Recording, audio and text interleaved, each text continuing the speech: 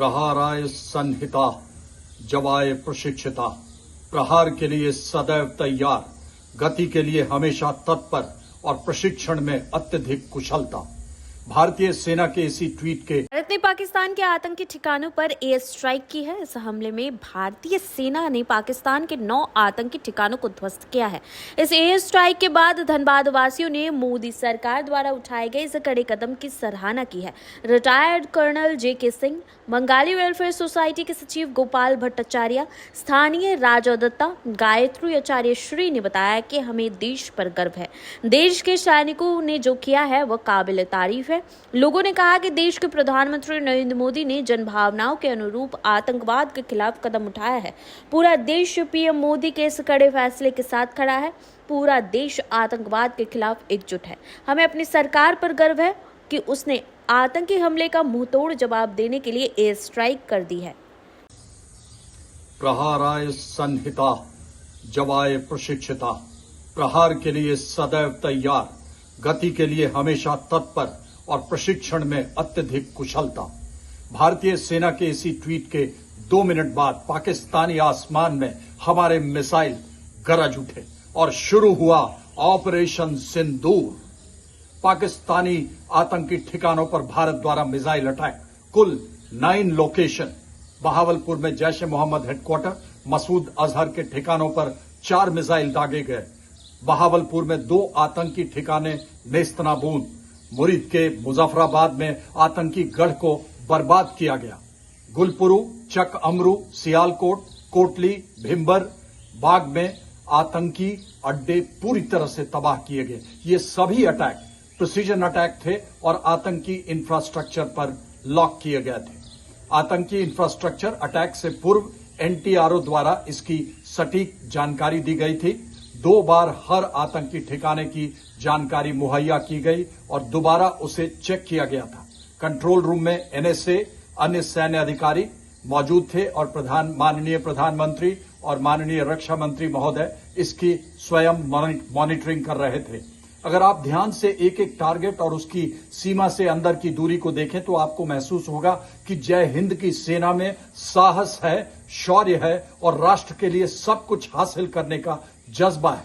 Muzaffarabad PoK के अंदर पहला अटैक और उसी के साथ में 10 से 15 किलोमीटर एलओसी से इसकी दूरी है। कोटली की दूरी पीओके में 15 से 20 किलोमीटर एलओसी से है। वहीं बहावलपुर में लश्कर ए तोयबा हाफिज सईद का जो ठिकाना है, उसका जो गढ़ है, वो 100 से 120 किलोमीटर आईबी के अंदर था। वहां भी जाकर भारतीय मिसाइल ने अटैक किया। और मुरीद के जो 30 से 40 किलोमीटर, ये दोनों पंजाब प्रोविंस में है। अहमदपुर ईस्ट, बहावलपुर ईस्ट 70 से 80 किलोमीटर दूर है। 8 मौत और 35 घायल की अभी अभी खबर आई है। मौलाना मसूद अजहर के ठिकाने पर भी 4 मिसाइल दागे गए। माननीय प्रधानमंत्री महोदय ने कहा था कि आतंकवादियों को धरती के छोर तक नहीं छोड़ेंगे, इसको चरितार्थ करता हुआ। और अंत में माननीय गृह मंत्री, रक्षा मंत्री और प्रधानमंत्री महोदय के शब्दों पर आधारित भारत की कार्रवाई पर कुछ शब्द।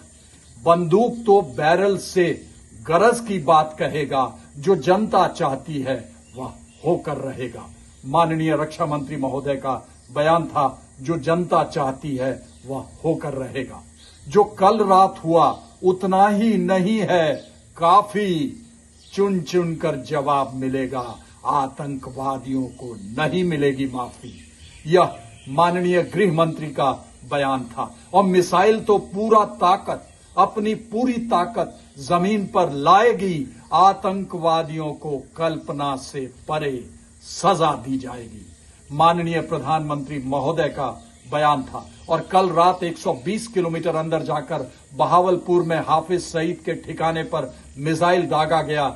यह तो माननीय प्रधानमंत्री महोदय जी ने जो पहले बताया था वही चरितार्थ हुआ कि काल का रुख तुम्हारी तरफ मोड़ेंगे, आतंकियों को धरती के छोर तक नहीं छोड़ेंगे।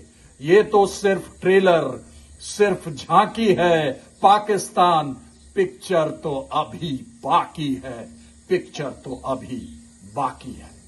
जय हिंद।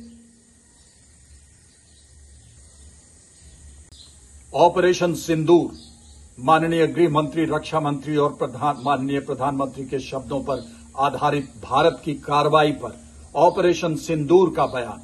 बंदूक तो बैरल से गरज की बात कहेगा, जो जनता चाहती है वह होकर रहेगा, जो कि माननीय रक्षा मंत्री महोदय का बयान था।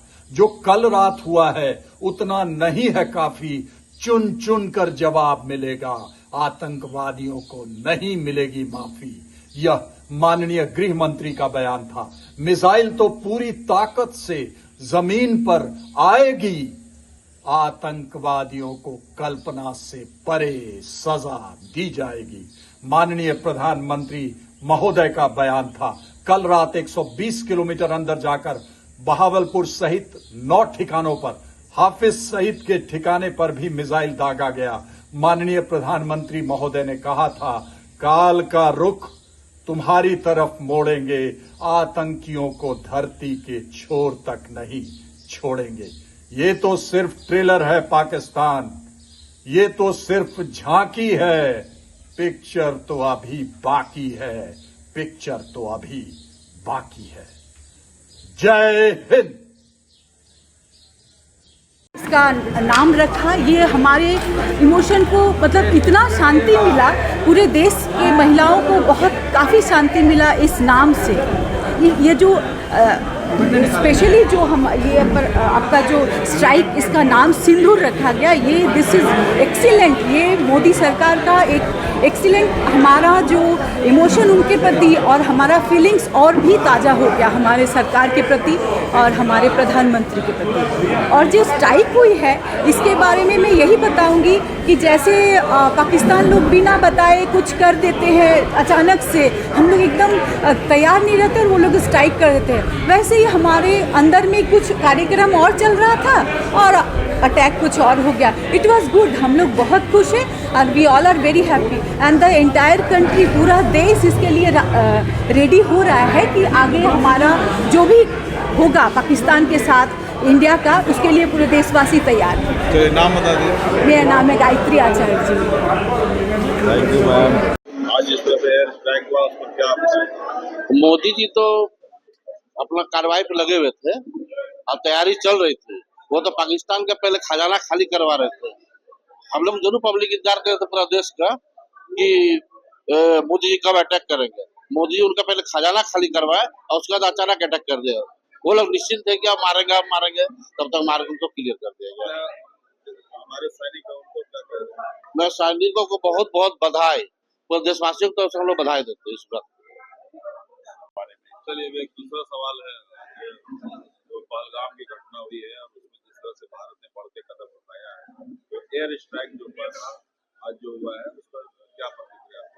खुशी है, पूरा देश को खुशी है, क्योंकि हम लोग तो इतना दिन से जो बोल रहे थे कि ये चीज बंद होना चाहिए, ये जो टेररिस्ट जब मर्जी आता है मार देता है, ये तो बंद होना चाहिए। आज जो है उनका कैंप खत्म हुआ है, 9 ठिकानों पे अगर 9 कैंप खत्म हुआ है तो उसको कुछ दिन के लिए तो शांत रहेंगे। जब जवाब देना शुरू होगा तभी तो ये बंद होगा, बिना जवाब का तो बंद नहीं होगा। इसमें हमारे जवानों के लिए बहुत बहुत माने खुशी है, हम लोगों के लिए, उनके लिए जय हिंद है। उनके वो है तभी हम हैं, इसीलिए हम बहुत खुश हैं इस काज से।